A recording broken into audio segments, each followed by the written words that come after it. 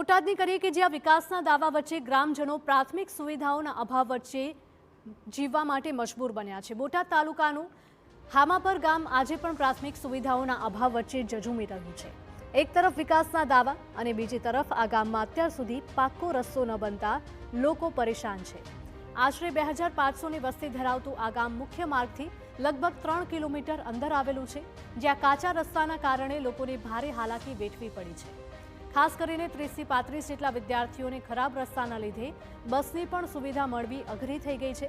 સ્થાનિકોનું કહેવું છે કે રસ્તો ખરાબ હોવાના કારણે કોઈ પણ બસ કે જાહેર પરિવહનની સુવિધાઓ ગામમાં નથી આવતી અને તેના લીધે તમામ લોકોને ભારે મુશ્કેલી સહન કરવાનો વારો આવે છે। ત્યારે આ સમગ્ર મામલે વાલીઓ અને વિદ્યાર્થીઓને નિયમિત બસ સેવા શરૂ કરવાની માંગ કરી છે।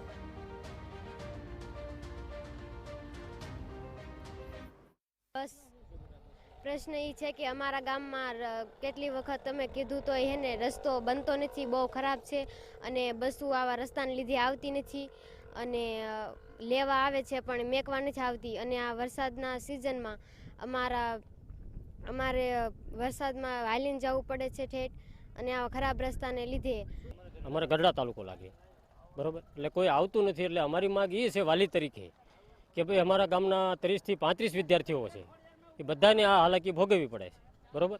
એટલે વહેલામાં વહેલી તકે આપણે બસની સુવિધા ચાલુ થાય એવી મારી માંગ છે। તો આ તરફ ગામના સરપંચનું કહેવું છે કે અનેક રજૂઆતો છતાં ગામમાં પાકો રસ્તો નથી બન્યો, જેના લીધે પરિવહનની સુવિધાથી પણ સ્થાનિકો વંચિત છે। ત્યારે ક્યારે આ ગામમાં પાકો રસ્તો બનશે અને ક્યારે લોકોની હાલાકી દૂર થશે તેને લઈને પણ સવાલો ઉઠ્યા છે।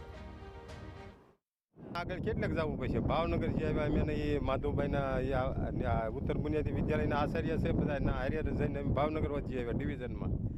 તો એ કહે છે આવતા સમય પત્રકમાં તમે નોંધ લઈશું, પણ તોય કાંઈ થતું નથી। 1.5 વર્ષથી આ પ્રશ્ન છે અમારે।